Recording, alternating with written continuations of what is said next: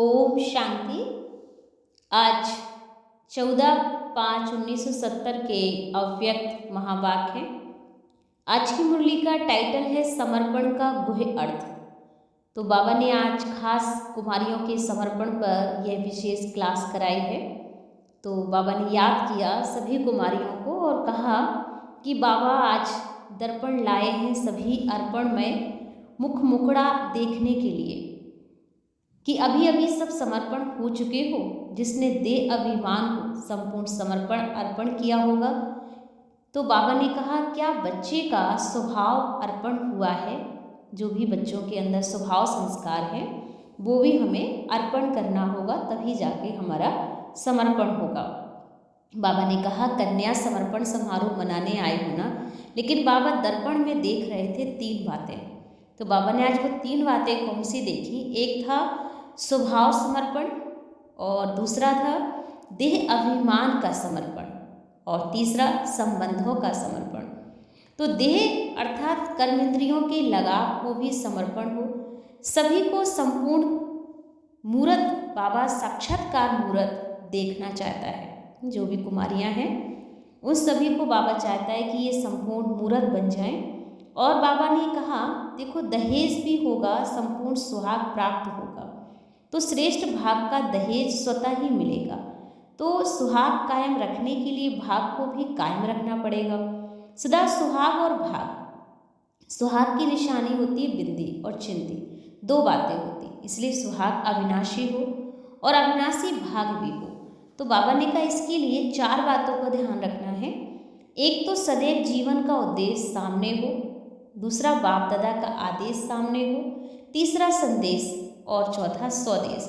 तो ये याद रखना, ये 4 बातें। कोई भी कमजोरी हो तो कमजोर को पुरुषार्थ भी कमजोर ही होगा, इसलिए किसी भी कमजोरी के वश नहीं होना है। बाबा ने कहा कमी को भरने के लिए 4 बातों का ध्यान रखना। एक तो मेकर्स, वही लोग पीस मेकर्स टाइटल देते हैं, और आप सभी हो लॉ मेकर्स। टाइटल तो दे रहे हैं ना, सतयुग में तो लॉ आप बनाने वाले हो। आप जो भी कदम उठाते हो वह लॉ ही बनेगा। तो जैसे जस्टिस व चीफ जस्टिस होते हैं ना, वह जो भी बात फाइनल करेंगे तो वह लॉ बन जाती है।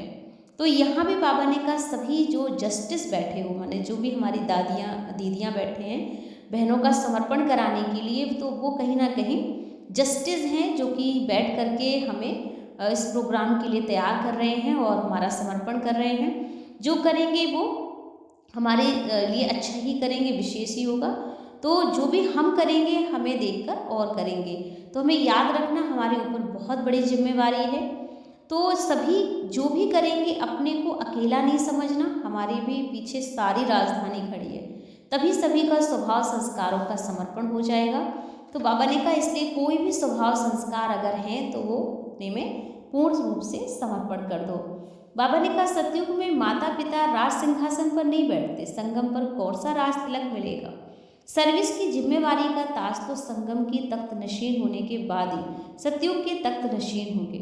तो सभी गहनों से सजे सजाए होना, संगम से ही सभी रस्म रिवाज चलती हैं, क्योंकि संगम है ही वही बीज डालने का युग। समय जैसे बीज है बोने का समय होता ना, वैसे यह देवी बीज का भी रस्म युग बना हुआ है। तो ये संगम की दरबार सबसे ऊंची दरबार है। ताज तख्त सदा कायम रहे, इसके लिए बाबा ने 3 बातें कहा याद रखना। एक तो जो स्वयंवर समारोह ताजपोशी हो रही ना, तो एक है ब्राह्मणों द्वारा होती है, दूसरी बाबा ने कहा कोर्ट के द्वारा होती है, और तीसरी मंदिरों और गुरुओं के द्वारा। तो तीनों को किसी न किसी रूप से बीज पड़ता ही यही है। तो ये मधुबन हमारा एक मंदिर हो गया और आत्मा इसमें बीज के रूप में है। तो कोर्ट में लॉ मेकर्स होते हैं, नियम बनाने वाले, तो उनके आगे ये कन्याएं वादा कर रही हैं। तो यही बाबा ने कहा एक मंदिर और कोर्ट हो गया है। ये 3 बातें याद रखना, अपने को उपकारी बनाना, उपकारी माने समझदार बनकर चलना, दूसरा निरंकारी बनना, और तीसरा अधिकारी, तभी यह ताज तख्त सदा कायम रहेगा। बाबा ने फिर आगे जो एक मुरली और भी युक्ति से ली कि भिन्नता को मिटाने की युक्ति बच्चों को रचनी चाहिए। तो बाबा ने कहा आज बाबा एक मार्जिन को देख रहे थे, इसका भी एक माइट रूप देख रहे थे। तो बाबा ने देखा कि भिन्नता को देखते भी एकता को बाबा देख रहे थे। एक तो एकानामी और दूसरा एक नामी। संकल्पों की एकानामी करना है, समझ समय ज्ञान की भी और जो खजाने की वो भी एकानामी करनी है। जब सभी प्रकार की एकानामी हो जाएगी तो बाबा ने कहा सीख लोगे ना सब, इसके लिए समाने की शक्ति चाहिए। तो बाबा को माया का भाग जाएगी। जब बाबा ने कहा जब बाबा ढाल बन जाएगा तो माया भाग जाएगी। जितना सरल बनोगे उतना याद भी सरल होती जाएगी, जितना साफ होंगे उतना ही सरल होंगे। जैसे हम बनेंगे वैसे हमारी रचना भी तैयार होगी। तो हमें ध्यान रखना है कि हमारे किसी भी कर्म से बाबा का जो है वो नाम ना गिरे, क्योंकि हर एक ये सोचे कि भाई ये भगवान के बच्चे हैं तो हमारा हर कर्म बहुत ही अच्छा होना चाहिए, समर्पणमय बुद्धि से होना चाहिए, तभी बाबा की प्रत्यक्षता में हम सहयोगी बन सकते हैं। आप सुनेंगे बाबा की वाणी विस्तार से। आज वतन से एक सौगात बाबा लाए हैं। बताओ कौन सी सौगात लाए हैं? मालूम है अव्यक्त रूप में सौगात भी अव्यक्त ही होगी। आज वतन से दर्पण लेकर बाबा आए हैं। दर्पण किस लिए लाए हैं? आप सभी जिस विशेष प्रोग्राम के लिए आए हुए हो ना, वह कौन सा है? समर्पण कराने आए हो या संपूर्ण होने आए हो? वतन से दर्पण लाया ना, तो सभी को अर्पणमय का मुखड़ा देखने के लिए और दिखाने के लिए समर्पण हो चुके हो। सभी हो चुके हो ना। इस सभा के अंदर कौन समझते हैं कि हम समर्पण हो चुके हैं? समर्पण किसको कहा जाता? देह अभिमान में भी समर्पण हुए हो। समर्पण व संपूर्ण अर्पण हुए हो। हाँ व ना बोलो। तो देह अभिमान से संपूर्ण अर्पण हुए हो। इसमें क्यों कहते हो कि स्वभाव अर्पण हुए? इसमें पुरुषार्थ है। तो स्वभाव अर्पण का समारोह कब करेंगे? आप लोग जब कन्या समर्पण समारोह मनाते हो ना, लेकिन बाप दादा ये समारोह मनाना चाहते हैं तो वह कब मनाएंगे? इसके लिए कहा कि दर्पण ले आए हैं। उसमें भी 3 बातें बाबा देख रहे थे। एक तो स्वभाव समर्पण, दूसरा देह अभिमान का समर्पण और तीसरा संबंधों का समर्पण। देह अर्थात कर्मेंद्रियों के लगाव का भी समर्पण हो। तो ये 3 चीजें दर्पण में बाबा देख रहे थे। जब स्वभाव संस्कार समर्पण होंगे, समारोह होगा, तब संपूर्ण बाबा ने कहा कि जो मूर्त है वो साक्षात्कार होगी। दहेज क्या देंगे? बाबा ने कहा जब ये संपूर्ण सुहाग प्राप्त होगा ना, तो श्रेष्ठ भाग का दहेज स्वतः मिलेगा। अपने सुहाग को कायम रखने से भाग भी कायम रहेगा। कहते हैं ना सुहाग और भाग, तो सदा सुहाग सदा भाग। जो जितना सुहागिन रहेगा उतना ही श्रेष्ठ भाग्यवान भी बनेगा। और सुहाग की निशानी होती है बिंदी चिंदी। बिंदी दोनों ही होती हैं, तो जो सदा सुहागिन है उनकी बिंदी रूप की स्मृति सदा कायम रहती। अगर ये बिंदी रूप की स्थिति सदा साथ है ना, तो वही सुहागिन है। तो अपने सुहाग से भाग को देखो। जितना सुहाग उतना ही भाग। तो अविनाशी सुहाग तो अविनाशी भाग होगा। सदा अपने सुहाग को कायम रखने के लिए 4 बातें याद रखनी होगी। कौन सी 4 बातें? 4 बातों में से कोई एक बात बताओ। जैसे स्थूल दहेज तैयार करके आए हो ना सभी, वैसे इसका कौन सा पुरुषार्थ का दहेज चाहिए? तो कौन सी 4 बातें? एक तो बाबा ने कहा सदैव जीवन का उद्देश्य सामने हो, दूसरा बाप दादा का आदेश, तीसरा संदेश और चौथा स्वदेश। जीवन का उद्देश्य सामने होने से पुरुषार्थ भी तीव्र चलेगा और बाप दादा के आदेश को स्मृति में रख करके पुरुषार्थ करने से पुरुषार्थ में भी सफलता मिलती है। तो सभी को संदेश देना, जिसको सर्विस कहा जाता है। और अब क्या रखना है? स्वदेश के अब घर जाना है, अब वापिस जाने का समय है। समय भी समीप आ पहुंचा है। इन 4 बातों में से कोई भी बात की कमी है तो उस कमी का नाम ही कमजोरी पुरुषार्थी में आएगी। कमी को भरने के लिए ये 4 शब्द सामने रखना। बाप दादा बच्चों को आज एक नया टाइटल दे रहे हैं, लॉ मेकर्स। वह लोग पीस मेकर्स टाइटल देते हैं, लेकिन आज बाप दादा सभी बच्चों को टाइटल देते हैं आप सभी लॉ मेकर्स हो। सत्युगी जो भी लॉ चलने वाले हैं ना, उसे बनाने वाले आप हो। हम लॉ मेकर्स हैं। ये स्मृति में रखेंगे तो कोई भी कदम सोच समझ कर उठाएंगे। आप जो कदम उठाते हो वह मानो लॉ बन रहा है। जैसे जस्टिस या चीफ जस्टिस होते हैं, वह जो भी बात फाइनल करेंगे तो वह लॉ बन जाएगा। तो यहाँ भी सभी जस्टिस बैठे हो, लॉ मेकर्स हो, इसलिए ऐसा कोई भी कार्य नहीं करना। जब है ही लॉ मेकर्स तो संकल्प भी आप करेंगे। जो कदम आप उठाएंगे आपको देखकर सारा विश्व फॉलो करेगा। आप लोगों को प्रजा या आप सभी को फॉलो करेगी। तो ऐसे अपने को समझकर फिर कर्म करो।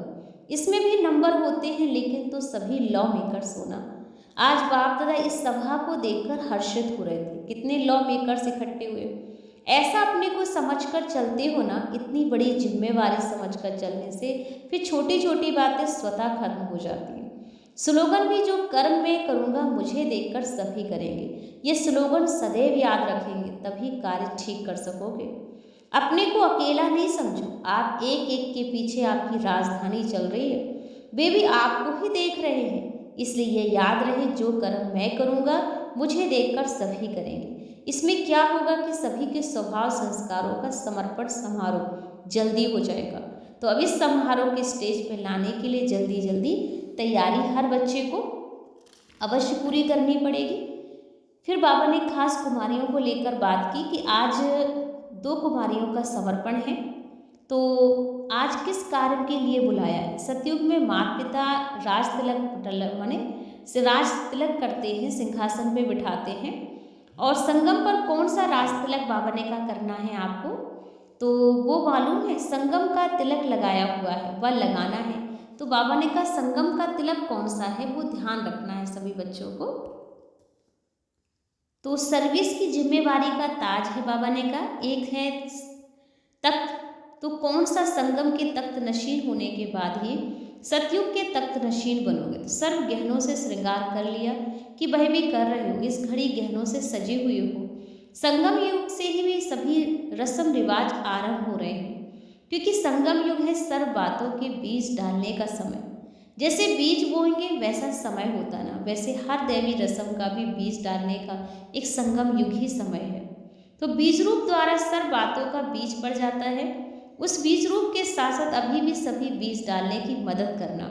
आज के दिवस ऐसे ही साधारण फंक्शन नहीं हो रहा है, लेकिन सुनाया ना कि आप सभी लॉ मेकर्स हो। ये रीति रस्म बीज डालने का दिवस है। इतना नशा है, इसकी भी सारी रस्म ब्राह्मणों द्वारा ही होती है। कितना बड़ा कार्य करने के निमित्त हो। विश्व को पलटने के कितने समय में विश्व को पलटोगे, अपने को कितने समय में तैयार करोगे, एवर रेडी हो। आज सभी अपने को किस रूप में अनुभव कर रहे हो, किस रूप में बैठे हो। जैसा दिन होता ना, रूप वैसा ही होता। ये संगम की दरबार सतयुग की दरबार से भी ऊंची है। तो आज सभी अपने को सर्व श्रृंगार से सजे हुए देख रहे हो, या सिर्फ इन्हीं कुमारियों को देख रहे हो। आप एक एक के संगम युग के श्रृंगार सारी सतयुग सृष्टि से भी श्रृंगार से श्रेष्ठ है।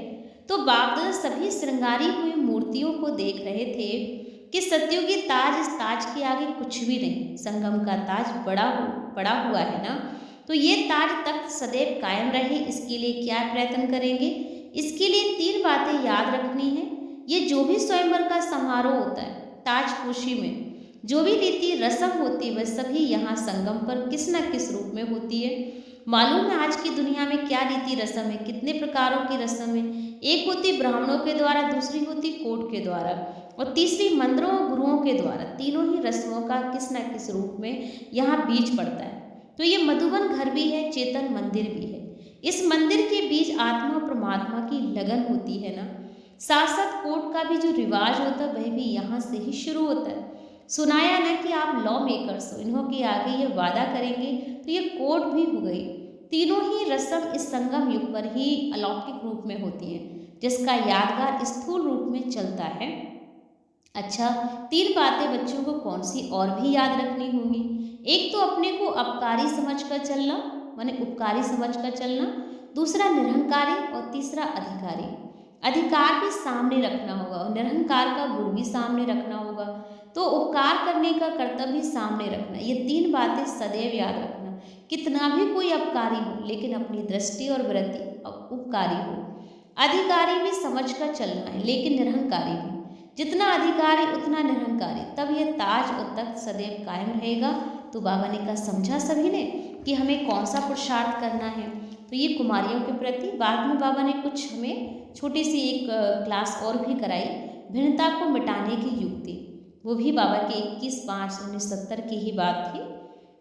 तो भिन्नता को मिटाने की युक्ति बाबा ने बहुत ही अच्छी सहज शब्दों में कही कि कैसे मिटेगी। तो जब हर एक बच्चे एक दो को बातों को ना देख, एक दो को कौन सी चीज़ देखेंगे, तो बाप दादा ने कहा ऐसी अवस्था जो सभी की बने कि जो भी संकल्प हो ऐसे स्पष्ट जान ले जैसे वाणी द्वारा सुनने से सब एक दूसरे के भाव को जानते। तो मास्टर जानी जानहार बनना यह भी डिग्री यथा योग और शक्तिशाली सब बच्चों ने प्राप्त की हुई है। तो बाबा ने कहा आज बाबा एक मार्जिन को भी देख रहे थे। तो मार्जिन क्या है? तो बाबा ने कहा दूसरा हर एक की माइंड को भी देख रहे थे। तो बाबा भिन्नता को देखते भी एकता को देखते हैं। एक तो बाबा ने कहा एकानामी और एक नामी वाले बनना होगा, संकल्पों की भी एकानामी जरूर करना होगा और समय ज्ञान की भी खजाने की भी एकानामी चाहिए। जब सभी प्रकार की एकानामी हो जाए तो सीख लोगे ना। इसके लिए बाबा ने कहा समाने की शक्ति चाहिए। तो बाबा को कहो तो माया भी भाग जाएगी, यह ढाल है। बाबा जितना सरल बनेंगे उतना ही याद भी सरल होती जाएगी, जितना साफ होंगे उतना ही सरल होंगे। जैसा बाबा ने कहा बनेंगे आप, वैसे ही सत्य की दुनिया में आपकी रचना भी तैयार हो जाएगी। तो इसलिए बाबा ने कहा सरल याद किसको रहती मालूम है? जितने जो स्वयं सरल होगा उतना दूसरा भी सरल होगा। अपने को सरलता की कमी के कारण याद भी सरल नहीं होती है। सरल चित्त वह रहेगा जितना हर बात को स्पष्ट होगा, सच्चा होगा, उतना ही वह सरल चित्त भी बनता जाएगा। तो ये थी बाबा ने भिन्नता को मिटाने की आवश्यकता है। तो एकता में ही हमारी, जितना हम भिन्नता में रहेंगे, एकानामी करेंगे, तो बाबा ने कहा हमारी एकता ही देख करके लोग भिन्नता को और एकता को देख कर ही आपस में प्यार और स्नेह के बंधन में बंधेंगे। तो तभी हमारी बाबा की प्रत्यक्षता होगी। तो ये थे बाबा के आज के अव्यक्त महावाक्य जिनको हमने सुना। तो ये अटेंशन रखेंगे सारा दिन कि हमें समर्पण कौन सा कराना है और हमारा समर्पण बाबा के घर में हुआ या नहीं हुआ, और कुमारियों का समर्पण कैसे होगा, उनमें क्या दहेज देना होगा, कौन सा श्रृंगार करना होगा, इन सभी बातों को हमने जान लिया है। ओम शांति।